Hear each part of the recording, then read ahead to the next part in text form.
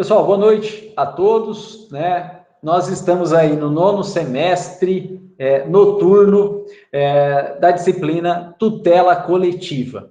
E nosso objetivo hoje é terminar a parte geral da tutela coletiva, né? E falta só o tema execução da tutela coletiva, e já imediatamente começar um tema novo, né? De relevância aí para a prova da OAB, que é a proteção internacional dos direitos humanos, né? O material que nós vamos seguir já foi enviado aí no grupo de WhatsApp, né? Então já está disponível para vocês aí, né? Começando pelo material de tutela coletiva e depois passando aí para o material de direitos humanos. Bom, pessoal, me permitam aí compartilhar a tela com vocês, né? Para a gente dar início aí. Olha lá. Pessoal, a primeira coisa que a gente vai estudar é o cumprimento ou a execução da sentença coletiva, né? Cumprimento ou execução da sentença coletiva. Com base naquele material, né, de tutela coletiva que eu encaminhei para vocês, que a gente já vinha seguindo anteriormente, em específico aí, a partir da página 13 do material, em que o tópico é justamente a execução da sentença coletiva. Pessoal, e a execução da sentença coletiva, ela depende do tipo de direito que foi tutelado no processo coletivo. Nós já vimos que existem 3 tipos de direitos tutelados dentro da tutela coletiva. Nós temos os direitos difusos, cuja titularidade é erga omnes, porque é distribuída, difundida por todos dentro da sociedade, como, por exemplo, a proteção ao meio ambiente. Nós já vimos também que existe uma segunda espécie de direitos coletivos, que são os direitos coletivos stricto sensu, né? Ou em senso restrito, né? Em âmbito diminuto. Esses direitos coletivos, stricto sensu, eles não têm distribuição erga omnes, não. Eles têm, na verdade, uma distribuição que a gente chama de ultra partes. Por que ultra partes? Porque não vale para todos, tanto é que não é erga omnes, mas vale para um grupo dentro da sociedade, né? Então, esses direitos coletivos stricto sensu, eles são direitos de um determinado grupo social. Por exemplo, direito das mulheres. Por exemplo, direito dos idosos. Por exemplo, direito das crianças e dos adolescentes, né? Direitos dos trabalhadores, sindicalizados ou não. Enfim, não são direitos de todos, mas de um determinado grupo dentro da sociedade. E, por fim, nós temos uma terceira espécie de direitos, né, dentro da tutela coletiva, que são os chamados direitos individuais homogêneos. Esses direitos individuais homogêneos, eles não são direitos coletivos. Não são. Eles são individuais. Tanto é que eles chamam individuais. Porém, eles são tratados como se fossem coletivos à medida que eles são disseminados aí, eles são massificados dentro da sociedade, né? Por exemplo, direitos aí comuns a titulares de planos de saúde, até que sim, ou titulares de poupança em um determinado plano econômico. São direitos individuais homogêneos, porque eles estão massificados aí na sociedade.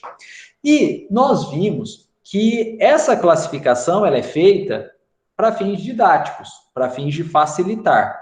Mas, infelizmente, existe uma zona cinzenta muito grande entre essas 3 espécies aí.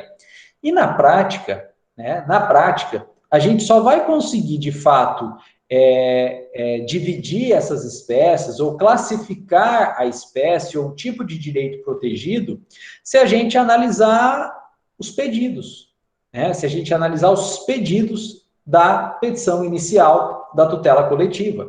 Porque, na verdade, a partir de um mesmo fato social, é possível que você tenha as 3 espécies de direitos violados e, consequentemente, que você quer proteger. As 3 espécies de direitos. E, com isso, a única forma de bem identificar, bem classificar, bem separar é analisando o tipo de pedido dentro da petição inicial da tutela coletiva. Né? E esses pedidos, então, que vão de fato vão de fato nos direcionar para uma das classes da tutela coletiva aí.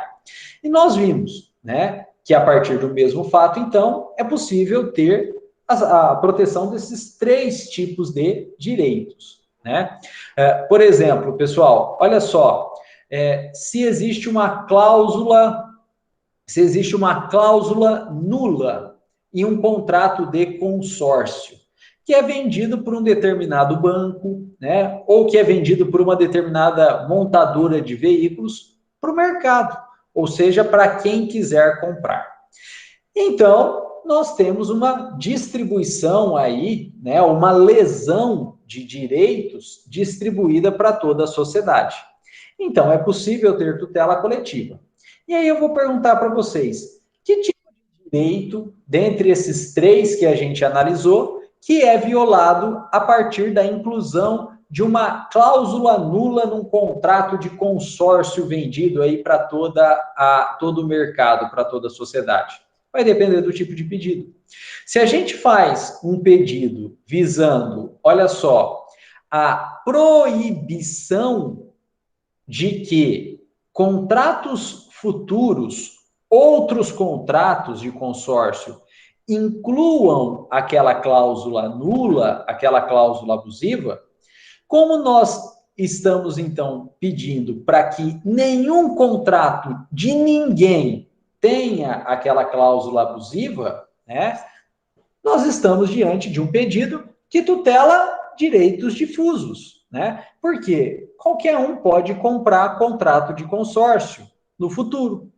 E qualquer um, então, acaba, né, restando protegido por essa ação, porque vai ter a segurança de que ele pode até comprar um contrato de seguro, mas que não vai ter aquela cláusula abusiva. Então, é direito difuso. O pedido aí de que contratos futuros não coloquem aquela cláusula, ou pedido de proibição de inserção de cláusula abusiva, é proteção de direito difuso.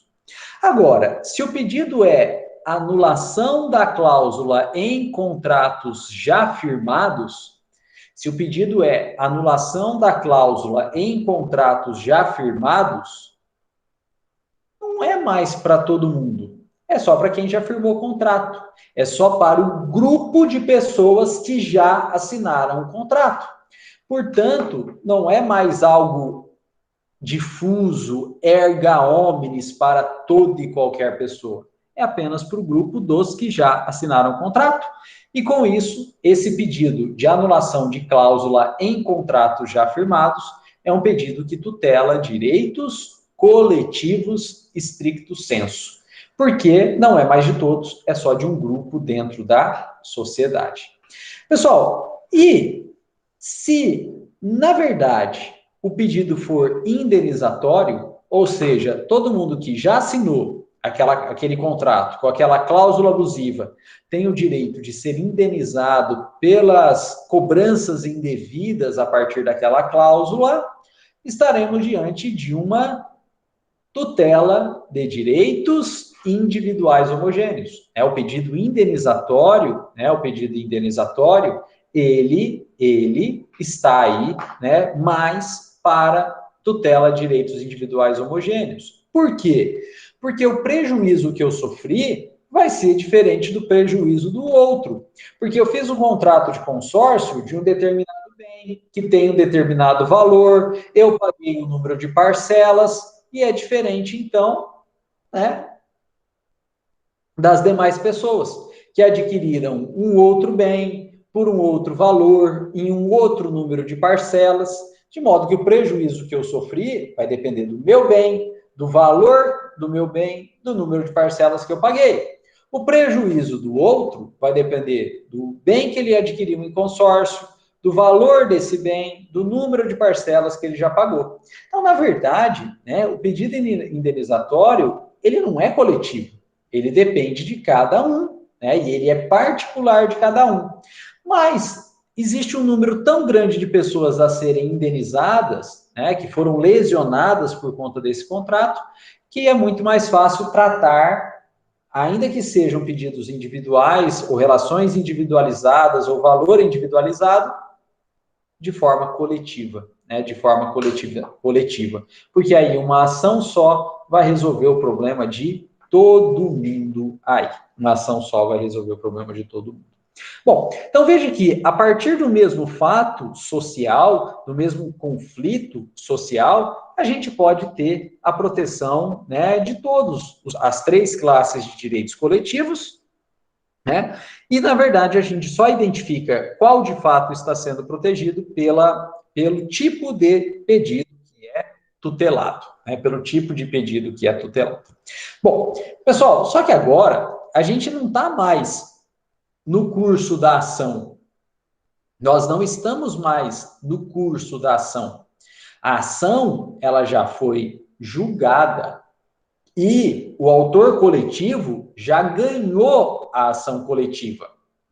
Inclusive, a ação coletiva já transitou em julgado. Já transitou em julgado. Ou seja, se tornou definitiva. Aí, se tornou definitiva. E aí, então, o autor coletivo ganhou. E se ele ganhou, falta apenas ele levar, né? Falta apenas ele levar. E aí, então, ele tem o direito de levar. E para ele levar, ele tem que fazer a execução da tutela coletiva, né? Então, estamos na parte final. Já ganhamos a ação coletiva, ela já foi julgada procedente, né? E agora a gente quer levar os louros aí da tutela coletiva, a gente quer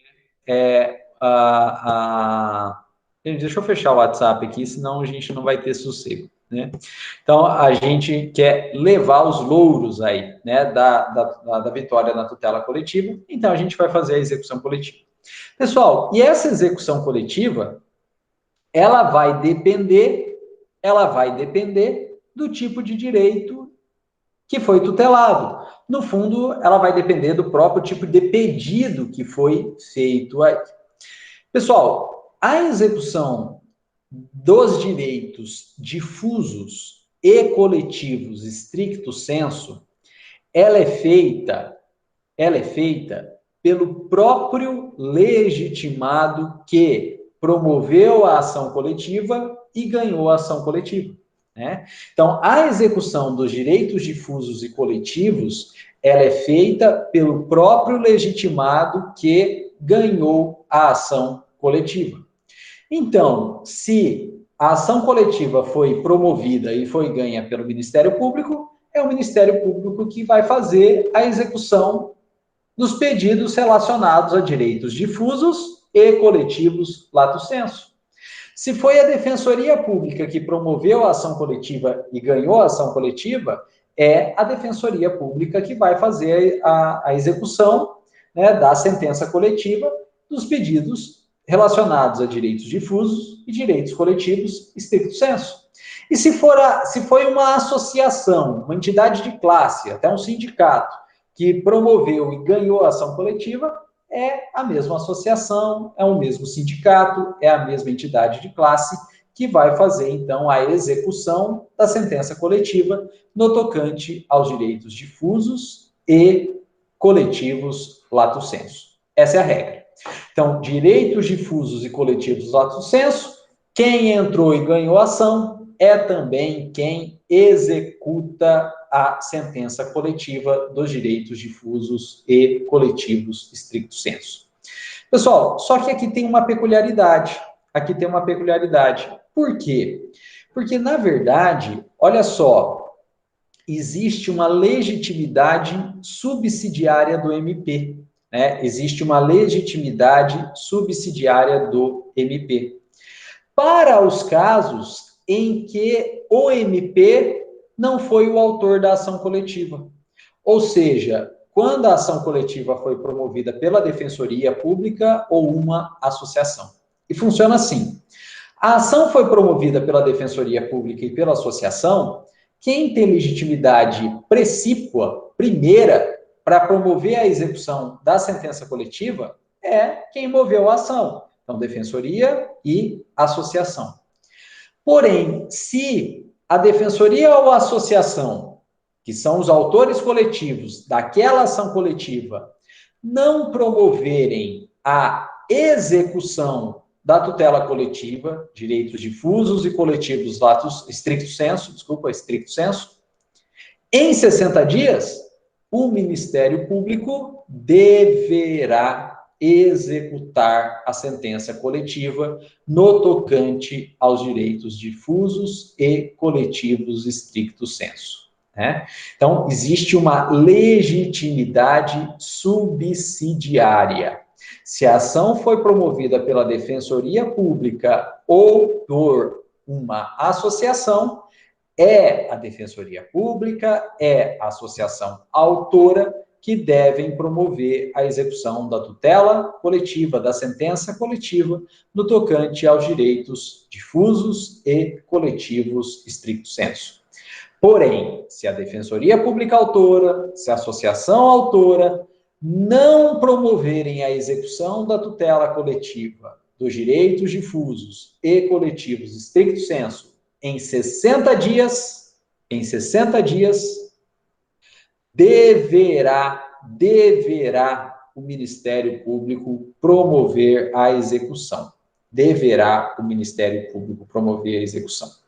E isso é chamado, então, de legitimidade subsidiária do MP. Pessoal, peculiaridades. Olha só. Prazo de 60 dias. Então, o MP, ele só adquire essa legitimidade subsidiária após o transcurso do prazo de 60 dias. Porque nesses 60 dias, o processo fica parado esperando que o autor coletivo, né, do processo coletivo de conhecimento, defensoria ou associação, promova a execução.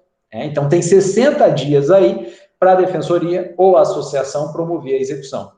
Somente depois de passado esses 60 dias é que o Ministério Público adquire, então, a legitimidade subsidiária. Né? Então, o MP ele tem que esperar esses 60 dias aí, não tem jeito.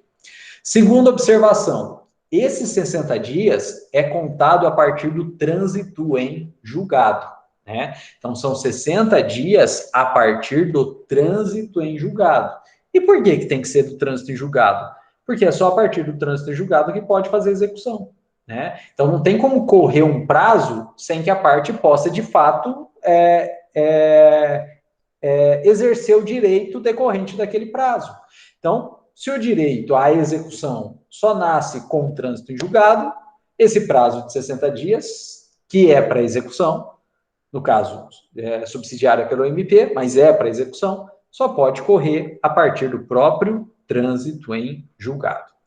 E a terceira observação, pessoal, é que, veja só, não é uma faculdade do MP, não é uma faculdade do MP.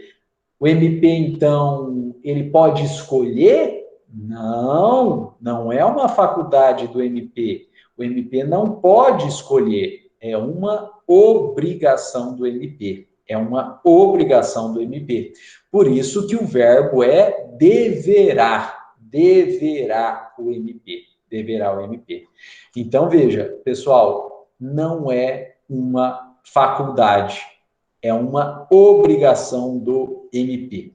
E a doutrina gosta de chamar, né, essa obrigação de poder-dever do MP. Ele pode executar? Pode, mas não é porque ele quer, é porque é um dever dele. Né? Então, é um poder-dever do MP dele promover a execução ao término dos 60 dias do trânsito em julgado, se a defensoria ou a associação autora não o fizerem.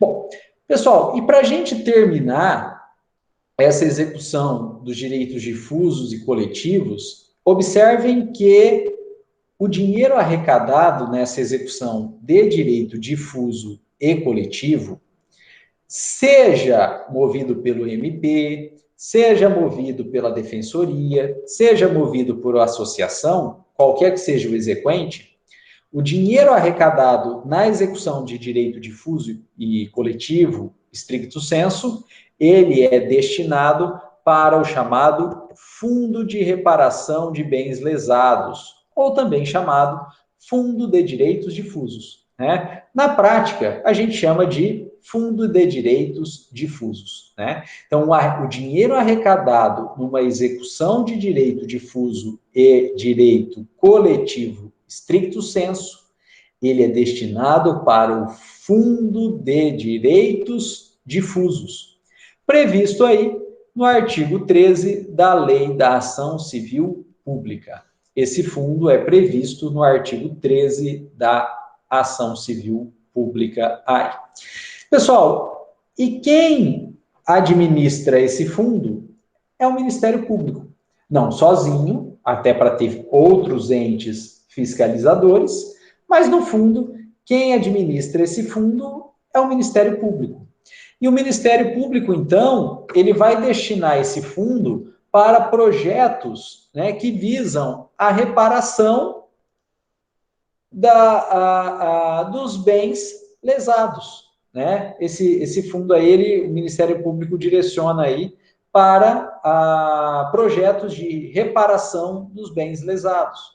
Por exemplo, pessoal, projetos ambientais, né? Projetos ambientais, né? Então, pega esse dinheiro aí e vai usar para, por exemplo, demarcar um parque nacional, né? Vai usar para demarcar um parque nacional, vai usar para demarcar uma reserva indígena, né? Vai usar aí para subsidiar, custear o IBAMA, né? Âmbito direito difuso, né? Âmbito de proteção ambiental, direito difuso, né? Então, utiliza esse dinheiro aí, no fundo, o Ministério Público, né? Utiliza esse dinheiro para tutela dos bens lesados. E veja que não necessariamente, né, os mesmos bens lesados. Não necessariamente os mesmos bens lesados. Até porque, às vezes, o bem já foi lesado e nem tem como reparar mais aquele bem, né? E aí pega esse dinheiro e emprega-se em algum projeto relacionado a direitos difusos e coletivos, principalmente meio ambiente. Mas, às vezes, não necessariamente aí ao próprio bem lesado. Mas, claro, se puder aplicar no próprio bem lesado, maravilhoso, né? Melhor. Olha lá, uma ação aí coletiva contra a Vale do Rio Doce, por conta da rompimento da barragem de Brumadinho.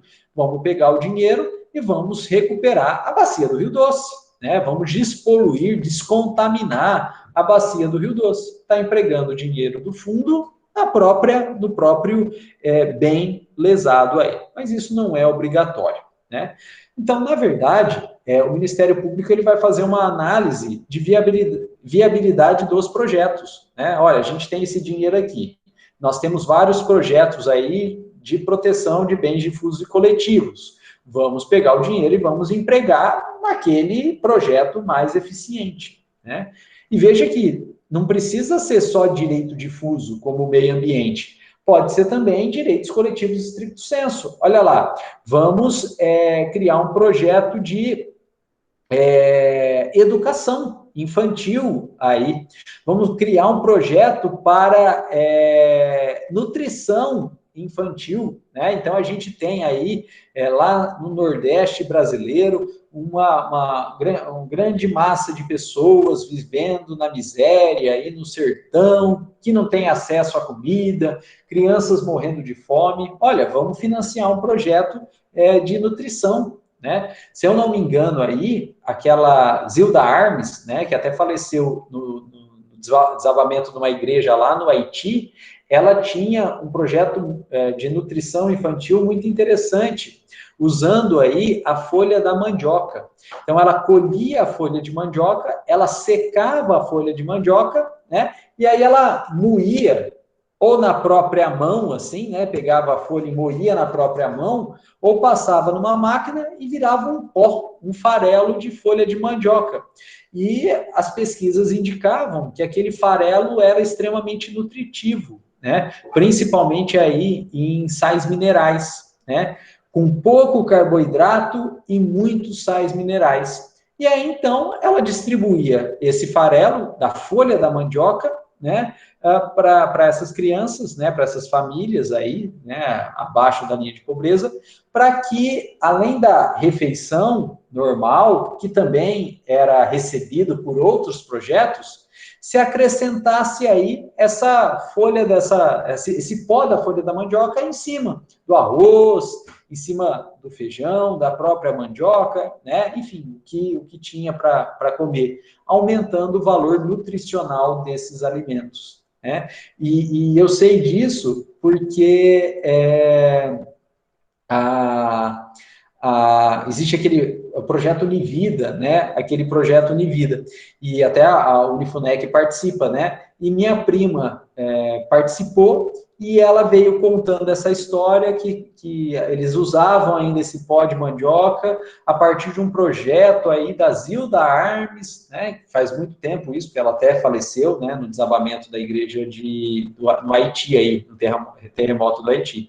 Olha que interessante, o Ministério Público pode pegar esse dinheiro, né? Ele pode pegar esse dinheiro do Fundo de Direitos Difusos e investir nesse projeto da Zilda Armes, né? Da então Zilda Armes aí, como uma forma de proteção, não de direitos difusos, mas direitos coletivos, da infância, do grupo aí de pessoas atingidos, né? Pela subnutrição em determinada área, né? Muito bom. Aí, né? O Ministério Público pode se valer desse tipo de projeto.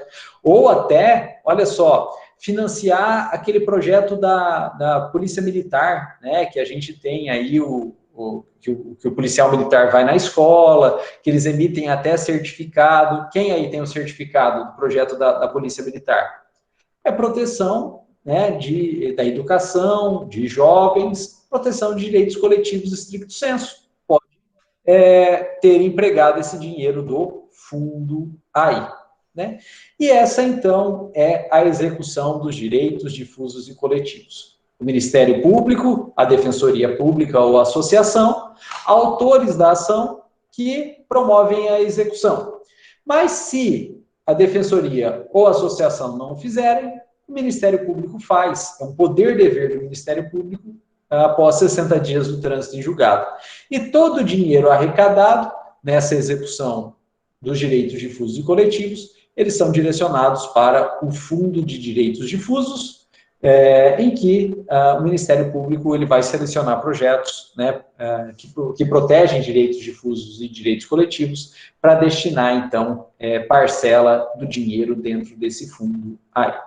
Pessoal, e se vocês jogarem no Google, né, sempre sai atualizado aí o valor disponível. É bastante dinheiro, né? Se jogar no Google aí, vocês vão ver que tem bastante dinheiro aí.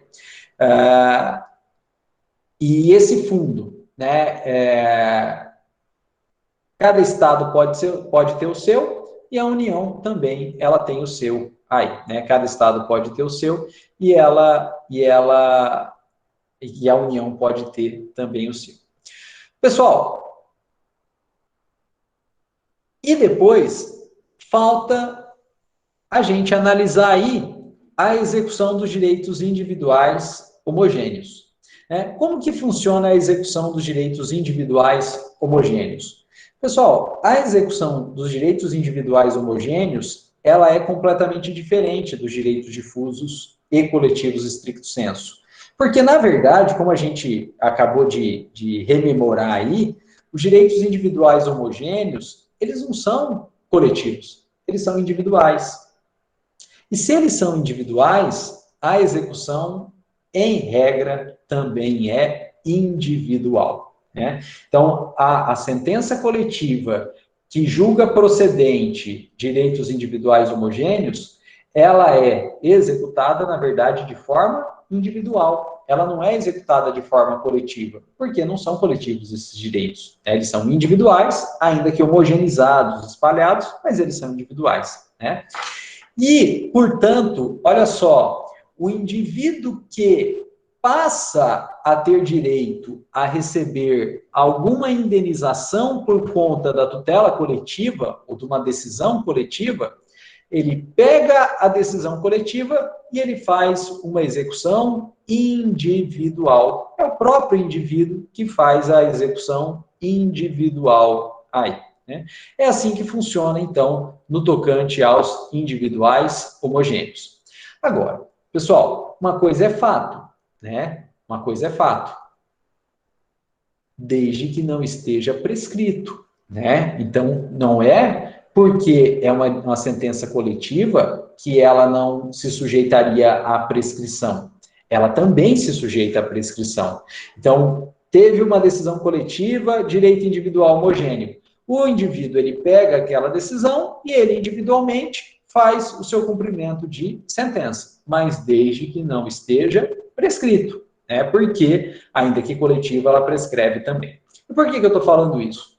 Pessoal, porque tudo isso, tanto a execução individual quanto a prescrição, ela aconteceu no caso das poupanças, né? Ela aconteceu no caso das poupanças. Olha só, o Ministério Público, ele ajuizou uma ação coletiva para condenar os bancos a ressarcir os correntistas, os poupadores, os titulares de poupança, nas épocas dos planos econômicos.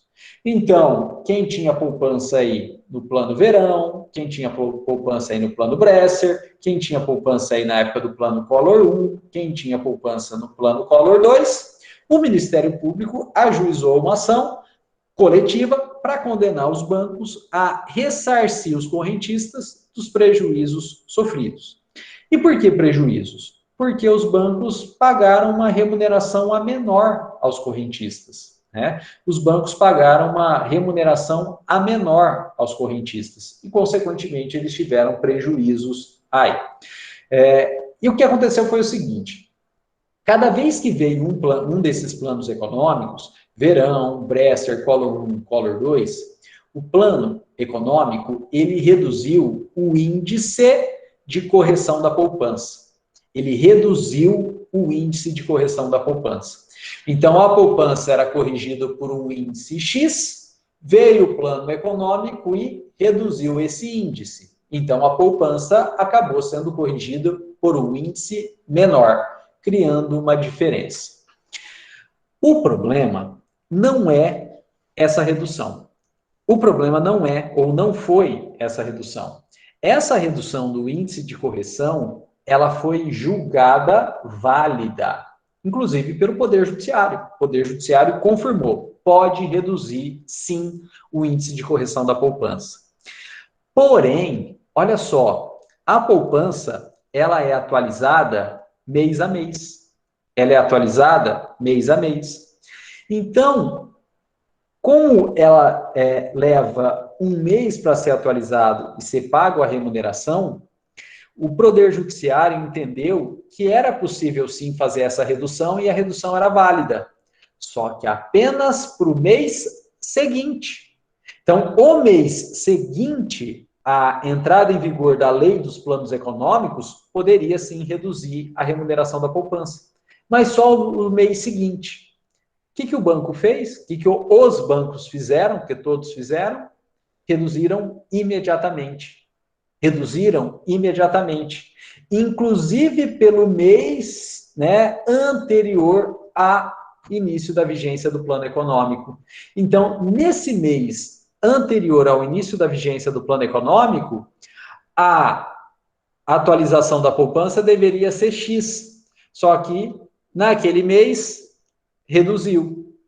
Nos meses seguintes, tudo bem, podia ter reduzido, mas só no mês seguinte, no mês em que estava, né, em que se estava, deveria ter pago a remuneração cheia aí. E por isso, todo mundo que tinha poupança no período do plano econômico, ele foi prejudicado, porque era para ter reduzido só no mês seguinte, e aí válido, mas reduziu imediatamente no próprio mês, no mês corrente aí, e gerou esse prejuízo, né?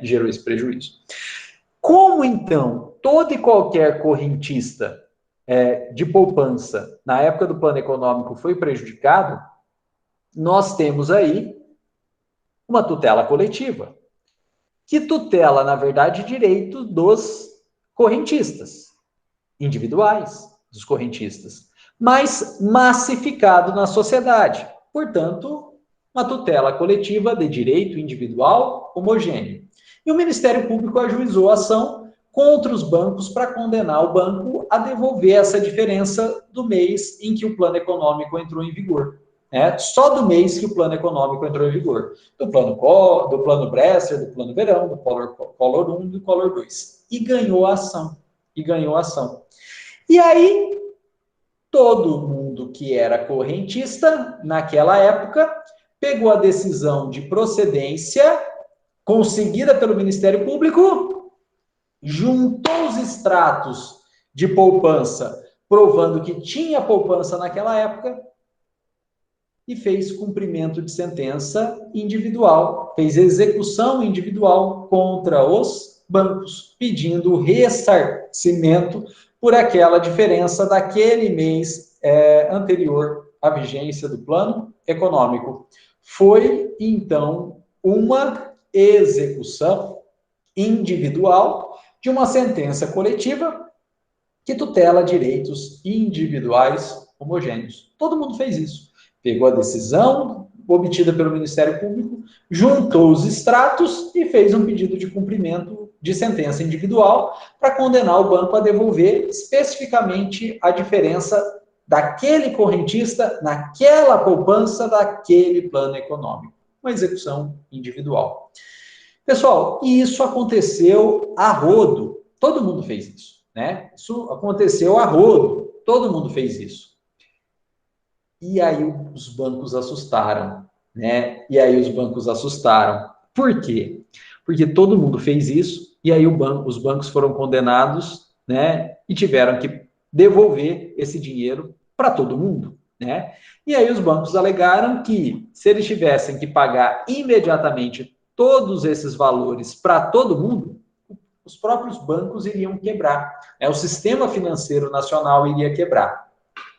E aí, então, eles conseguiram chegar ao STF, e o STF suspendeu tudo, porque se não suspendesse, os bancos iriam quebrar, e por intermédio do STF e da FEBRABAN, da Federação de Bancos, foi tecido um acordo entre os bancos, né, para que os bancos, então, criassem um sistema próprio de pagamento, né?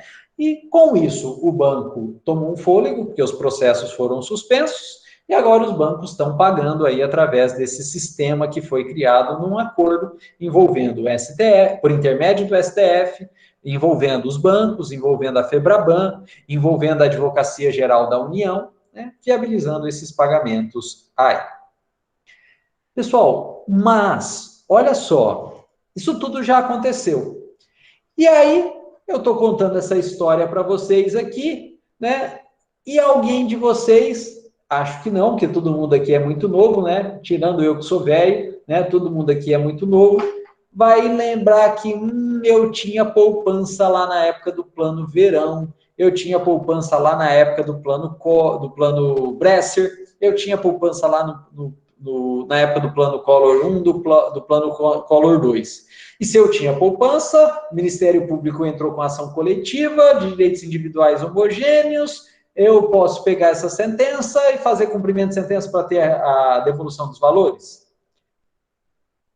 Agora, não mais. Por que não? Porque já prescreveu, gente. Já prescreveu. A tutela coletiva, ela também prescreve.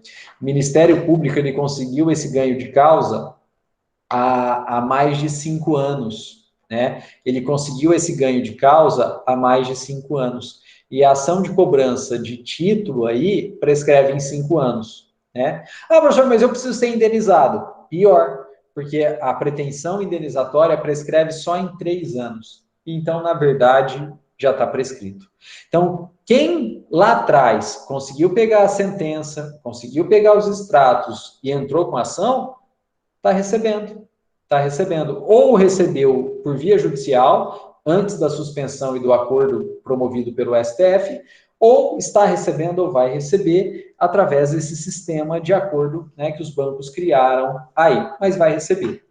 Agora, passado mais de 5 anos da data do trânsito em julgado da sentença coletiva obtida pelo Ministério Público, já era, já prescreveu. Então, hoje não dá mais para entrar com essas ações, porque está prescrito, né? Então, a tutela coletiva, ela prescreve também. Pessoal, isso foi muito falado, né? Então, todo mundo entrou. E pode dar a impressão que, de fato, todo mundo entrou. Isso não é verdade, né? Faz umas 2 semanas, a gente foi procurado lá no escritório por um cara, né, que queria entrar com essas ações de poupança, né, mas já está prescrito. Segundo ele não entrou na época porque ele não tinha conseguido localizar essa conta em específico, né? Ele falou que ele pediu os dados bancários, os extratos bancários, mas que não veio essa conta em específica, porque depois ele veio a descobrir, o nome dele estava errado. Né, o nome dele estava errado. E aí o banco não informava a existência daquela poupança específica, porque o nome dele estava errado. E aí ele achou o cartão da poupança, viu o número da poupança, viu que o nome estava errado, e aí então recentemente ele pediu os extratos e veio os extratos, ele tinha mesmo dinheiro na época dos planos econômicos. E aí ele procurou a gente no escritório porque ele queria receber, né, essa diferença em relação a essa poupança. Mas não dava mais, porque já tinha prescrito. Então, prescreve também aí. Pessoal, e só para terminar essa parte teórica, né? Só para terminar essa parte teórica, depois eu mostro uma ação de execução, né? De sentença individual, justamente desses planos econômicos. Nem fui eu que fiz a petição inicial, entrei no processo depois, mas eu mostro para vocês como que é feita a petição inicial dessa execução aí de tutela coletiva, direito individual homogêneo. Para finalizar, pessoal, olha só. A regra, então, é que nos direitos individuais homogêneos, a regra, então, é que a execução seja individual. Né? Então, nos direitos individuais homogêneos, o processo coletivo, é por um ente coletivo, mas a execução, ela é individual. Pega-se a decisão obtida pelo ente coletivo e promove-se as execuções individuais aí. Agora, pessoal, pode acontecer de não ter tido muita execução individual. Pode acontecer de não ter tido muita execução individual. Não é o caso das poupanças, porque as poupanças tiveram tanta execução individual que quase quebrou o sistema financeiro nacional. Né? Então, a gente teve, sim, de fato, muitas execuções individuais. Mas dependendo do tipo de ação coletiva, de direito individual homogêneo, pode ser que não tenha muita ação individual. E, na verdade, se não tiver muita ação de execução individual, quem foi réu na tutela coletiva, se não tiver ação de execução individual, perde. Mas na prática não tem que pagar nada. Então gera aí um sentimento de impunidade, porque a pessoa foi ré na tutela coletiva, perdeu. Mas se ninguém executou individualmente, ou o número de execuções individuais for muito baixa, na prática o cara perde, mas não paga. E aí pode dar a sensação de impunidade, pode dar a sensação que é bom, que é válido, né, praticar algo irregular, violar direitos. E essa não é a ideia. Por exemplo, pessoal, olha lá, no caso que a gente já falou várias vezes aqui, da ação coletiva movida pelo Ministério Público contra os laticínios, porque eles estavam vendendo uma caixinha, dizendo que na caixinha tinha 1 litro de leite, cobrando por 1 litro de leite, mas entregando a caixinha com apenas 900 ml. Isso para todas as caixinhas de leite vendido por grande parte dos laticínios aqui no Brasil. Isso até foi notícia do Fantástico, né? Entre aspas, denúncia do Fantástico, né? E aí o Ministério Público ajuizou a ação, então, visando não só proibir os laticínios de venderem aí caixinhas de leite com volume menor do que o escrito na caixinha, né? Se está escrito 1 litro, tem que vender 1 litro, não pode vender 900 ml, o que corresponde à tutela de direitos difusos, né? Corresponde à tutela de direitos difusos, e também, né, havia pedido nessa ação coletiva para condenar os laticínios a indenizar os consumidores que compraram e pagaram por 1 litro, mas levaram aí só 900 ml, né? E o juiz julgou procedente ambos os pedidos, para proibir a venda de caixinhas de leite com menos volume do que o nominal, e também, claro, para condenou aí os laticínios a indenizar os consumidores por essa perda, né? Ter pago 1 litro e ter recebido 900 ml aí. Condenou a indenizar. E essa condenação é tutela dos direitos individuais homogêneos, né? Essa condenação à indenização é tutela de direitos individuais homogêneos. Então, cada consumidor que comprou litro de leite, pagou por 1 litro e recebeu 900 ml, pode pegar todas as notas fiscais de compra de leite e entrar com ação de indenização contra os laticínios. Só pegar a nota fiscal de compra de leite e entrar com ação de indenização contra o laticínio. Pessoal, tirando grandes empresas, né, grandes restaurantes que compram um volume de leite muito grande, nós, consumidores normais, que compramos leite, mas compramos em volume pequeno, não interessa fazer essa ação de indenização. Não interessa. Olha lá. Olha, eu, Rodrigo, né, tomo muito leite. Aí, eu, Rodrigo, tomo muito leite, né? Só eu aqui em casa, né? Quanto? 1 litro de leite por semana. No mês, eu tomo 4 litros de leite, né? No mês, 4 litros de leite. Eu paguei por 4 litros de leite, recebi 900 ml, perdi 100 ml por cada litro de leite que eu comprei, então eu perdi 400 ml aí no mês. Vamos arredondar, 500 ml no mês. 500 ml no mês.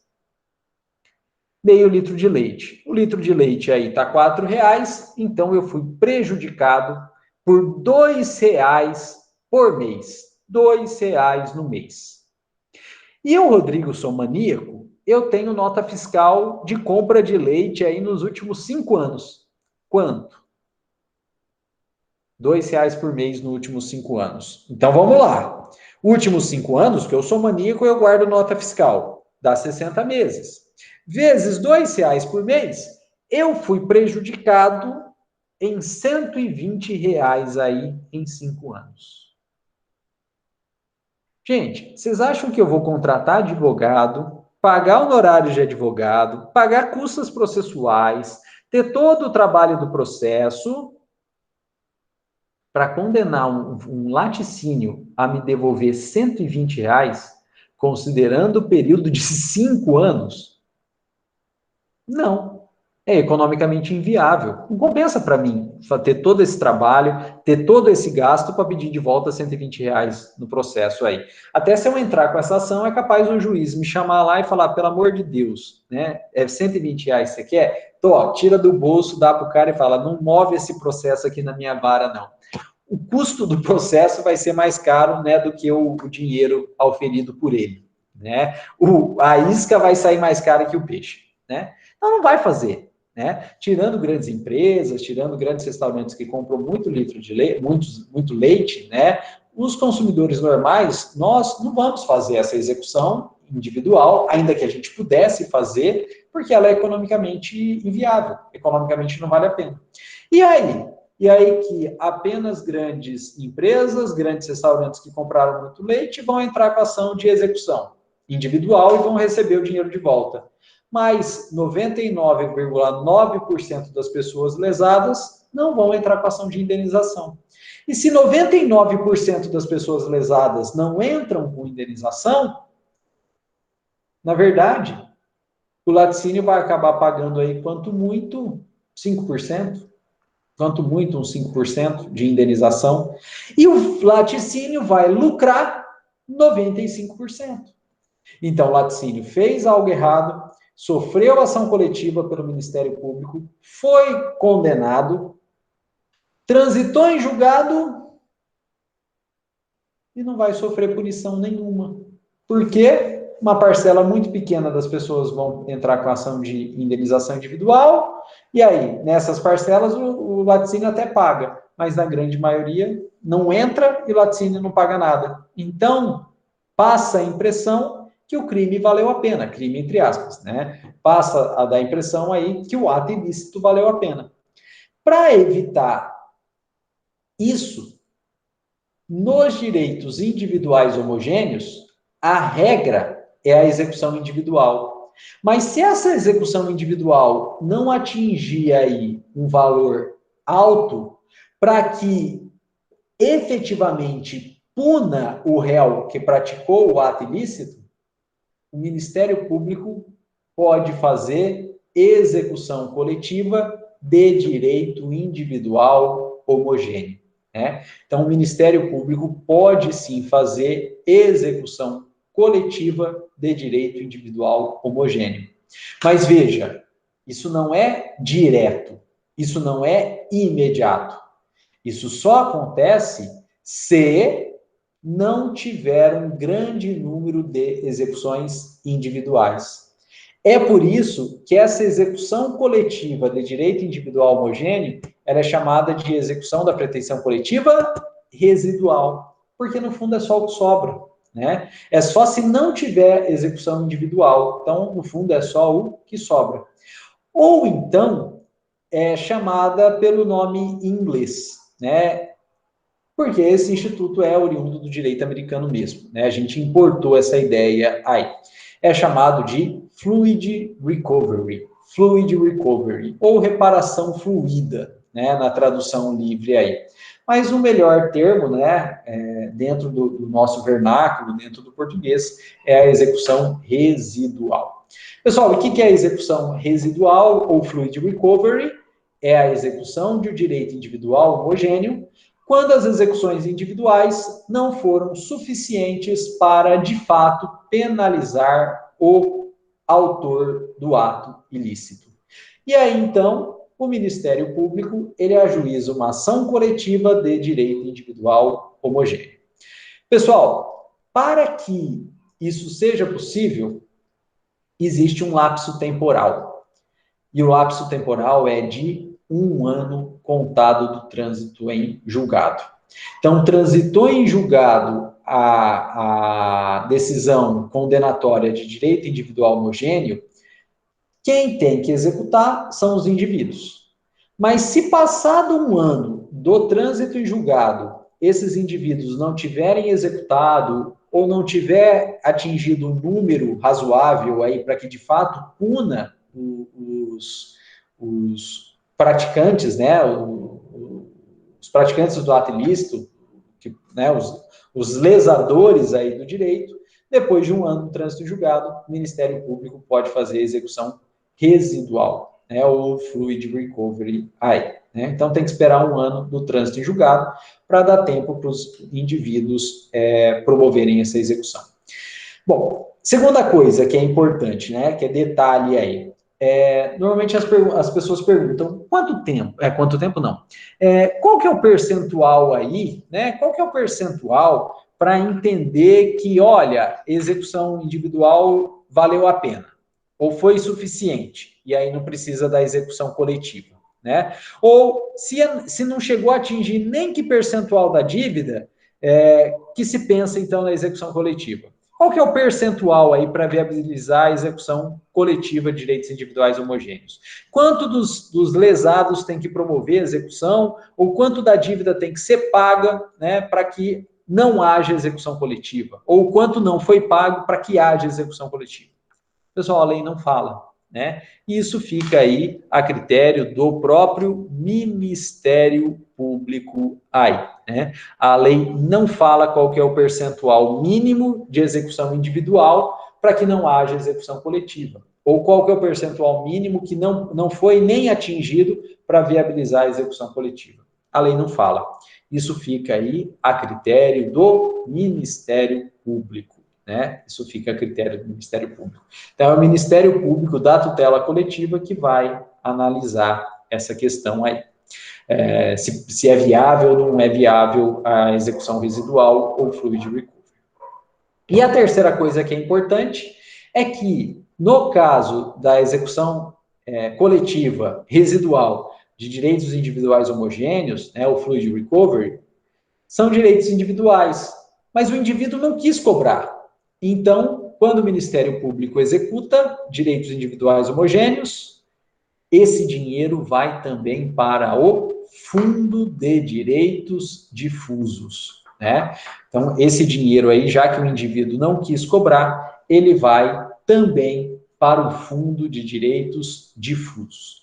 E com isso, pessoal, a gente conclui que o Fundo de Direitos Difusos recebe dinheiro das execuções de direitos difusos, é o próprio nome dele. Recebe dinheiro da execução de direitos coletivos stricto sensu e recebe dinheiro também das execuções de direitos individuais homogêneos, porém residuais. Então, execução residual de direito individual homogêneo. Né? O fundo aí ele é alimentado por execuções de direitos difusos, por execução de direitos individuais, direitos coletivos stricto sensu, e direitos também, e execução residual de direitos individuais homogêneos. Aí. E com isso, pessoal, nós terminamos a execução na tutela coletiva. E ao terminar a execução na tutela coletiva, nós terminamos a própria parte geral de tutela coletiva, que era o nosso objetivo nesse primeiro semestre. Né? Mas como eu comentei com vocês, né, nós não terminamos a tutela coletiva. Por quê? Ainda falta a parte especial da tutela coletiva. Mas a parte especial, ela é analisada no próximo semestre, né, no 2021-2. E essa parte geral, ela vai estudar aí as ações coletivas em espécie. Ação coletiva, ação civil pública, ação de improbidade administrativa, ação popular, mandado de segurança coletivo, mandado de injunção coletivo. Aí.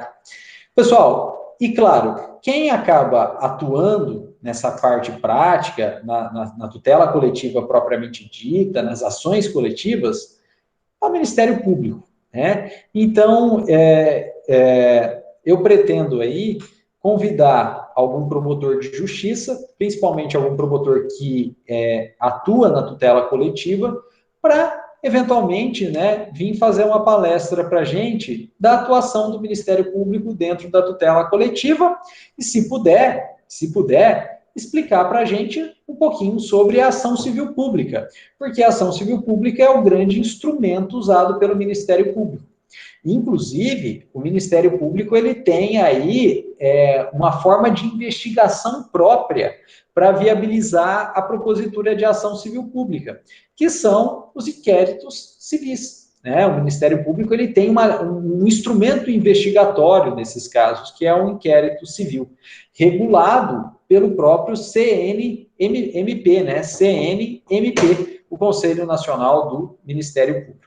Então, vamos ver se a gente consegue aí, né, um promotor, uma promotora, um procurador da República, né, um membro do Ministério Público, para falar um pouquinho para a gente sobre ação civil pública e inquérito civil público. Porque a atribuição é dos caras, né? São os caras, né, que atuam nessa área mesmo aí. E, inclusive, pessoal, já aproveito aí, se vocês trabalharem no Ministério Público ou conhecerem um promotor, um procurador, né, e quiserem convidá-la para fazer essa palestra para a gente, para dar essa aula magna para a gente, fiquem à vontade, né? Desde logo agradeço aí, né, se puderem viabilizar esse convite, porque é algo bastante interessante. Né? No outro ano que eu dei essa disciplina, que na época era do professor Ronaldo, ele estava afastado, né, depois ele acabou se exonerando, né, a gente foi presencial e o promotor de Santa Fé, ele fez uma palestra para a gente sobre ação civil pública e inquérito civil público, né, e foi muito bacana, foi muito proveitosa aí. Se eu não me engano, foi a turma de 2018, né, foi para a turma de 2018, a turma que se formou em 2018. Então, foi muito proveitosa aí, né? E se a gente, né, conseguir novamente, também tenho certeza que será muito proveitoso, né? Eu conheço os promotores aqui de Jales, né? Não conversei com ninguém, não convidei ninguém, mas, né, tem essa possibilidade, né, dos promotores aqui de Jales, né, o Dr. Chintani, o Dr. Anderson, né, o Dr. Clayton, que atuam nessa área, o Dr. Wellington, né? Mas, assim, se puder ser promotor de Santa Fé, eu acho melhor, né? Acho melhor. E a área, né, da tutela coletiva em Santa Fé, acredito que seja mais forte, digamos assim, do que em Jales, por conta de toda a proteção ambiental que a gente tem aí, né, em Santa Fé. Ou talvez o promotor que atua na comarca aí de Aparecida do Taboado também, porque é muito pungente nessa parte de proteção ambiental. Enfim, se vocês conhecerem algum membro do Ministério Público, né, fiquem à vontade de fazer esse convite, já agradeço, né, e se aceitar, né, será uma grande honra aí dele poder, ou dela poder fazer essa palestra para a gente aqui, né, agrega demais, porque eles têm muito conhecimento de verdade, não só nessa área, né, em tudo, mas nessa área eles são os caras, né, eles atuam realmente nessa área aí, né, e aí a gente vê essa possibilidade. Se não for possível fazer essa palestra, né, esse semestre, que já está aí encaminhando para o final, não tem problema, a gente marca aí para um semestre que vem, não sei se eu vou ficar com as aulas ou não, né? Eu sou professor substituto, né? Então, independente disso, né? Se eu também não ficar com as aulas, independente disso, o professor que ficar, a gente pede esse espaço para ele, né? E já organiza, né? Junto com o professor que ficar com as aulas, a gente organiza aí para ter essa palestra, porque realmente vale a pena, eles agregam demais ao nosso conhecimento aí. Bom, pessoal, então, terminamos aí a tutela coletiva, mas apesar de já estarmos no apagar das luzes do semestre, ainda não terminamos o semestre. Por que não? Porque eu queria aproveitar essas aulas finais aí do nosso semestre para a gente trabalhar um tema, né, como a gente havia conversado no começo da aula aí, muito importante para a prova da OAB, né? Não que ele caia muito, mas se ele cair também, e normalmente cai, 2 questões pelo menos, ele pode fazer a diferença entre a nossa aprovação para a segunda fase, né, ou a nossa reprovação e ida, né, aí para uma nova primeira fase, né, que é a proteção internacional de direitos humanos, né, proteção internacional de direitos humanos. Então, nosso tema, né, no final dessa aula e das aulas subsequentes até o final do semestre, vai ser, então, proteção internacional dos direitos humanos. Bom, pessoal, antes da gente entrar nesse tema, alguém gostaria de fazer alguma pergunta, alguma colocação, né, alguma crítica, alguma sugestão sobre o tema tutela coletiva? Alguém gostaria de fazer alguma colocação, crítica, questão, enfim, fiquem à vontade aí. Sobre o tema tutela coletiva. Professor, eu faço estágio no Ministério Público da terceira PJ aqui de Santa Fé, eu posso conversar com o doutor. O problema é que o nosso promotor titular, ele está de licença. Eu não consegui... Deixa eu colocar o microfone, peraí.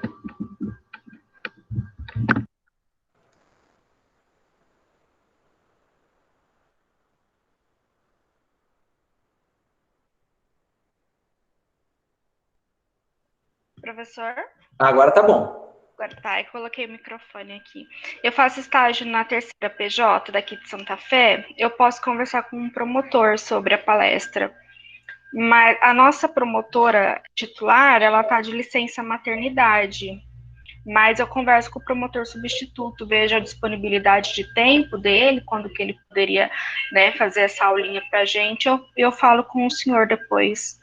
Então tá, se puder, eu te agradeço, e aí a gente conversa também com a professora Luciana, né, para ver se a instituição está de acordo, se a instituição autoriza, Sim. né, e acredito que não tenha problema, né? Mas, claro, a gente tem que levar aos superiores, né? Então, a gente conversa com a professora Luciana, vê se não tem problema, se ela disponibiliza, né?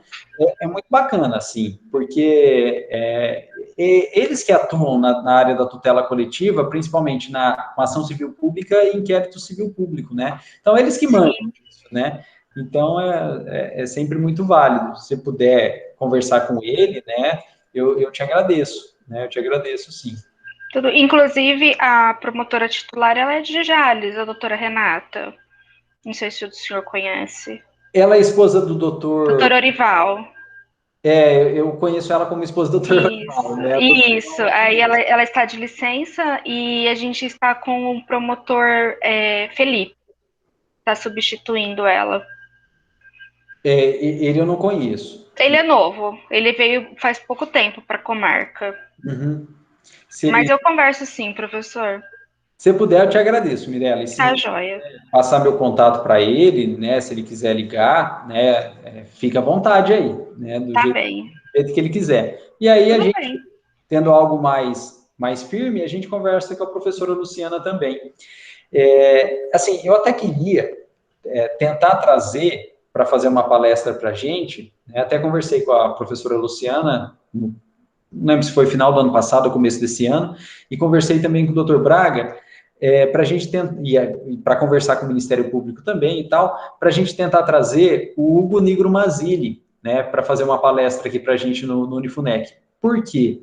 O Hugo Nigro Mazzilli, ele é procurador de justiça aposentado, ele é uma das maiores autoridades no Brasil sobre tutela coletiva, inclusive a principal obra de tutela coletiva no Brasil, né, a obra clássica, é dele, né?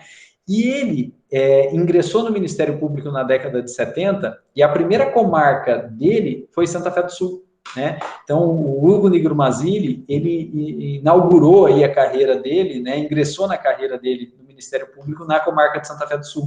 Até se você quiser conversar com o doutor Felipe, né, o promotor, comenta esse fato com ele, que o Hugo Nigro Mazzilli teve a primeira comarca, a primeira promotoria de justiça dele na comarca de Santa Fé do Sul.